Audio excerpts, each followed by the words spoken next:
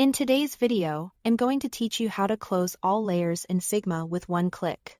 First, open your design so you can see the canvas and the layers panel on the left side of your screen. The goal here is to quickly collapse a long expanded list of frames, groups, and components, so it's easier to navigate. Collapsing doesn't delete or change any content. It simply folds the layer tree so you can find your top-level items faster and keep your workspace tidy. The easiest way is to use Figma's dedicated Collapse Layers button. Look to the top of the Layers panel on the left. You'll see a small icon that looks like stacked lines with an inward, pointing arrow. That's the collapse control.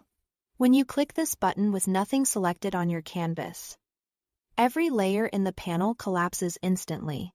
It's a great way to reset your view when your layers have expanded during editing and you want a clean overview again. If you do have something selected, the behavior is slightly different and very helpful. Clicking the same button will collapse everything except the layers in the tree of your current selection.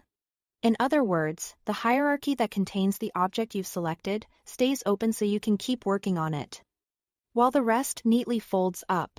This is perfect when you are deep inside a component or nested group and don't want to lose your place, but still want the rest of the document to get out of the way. Now, if you prefer to work even faster, you can use a keyboard shortcut that performs the same action. On a Mac, press Option plus L.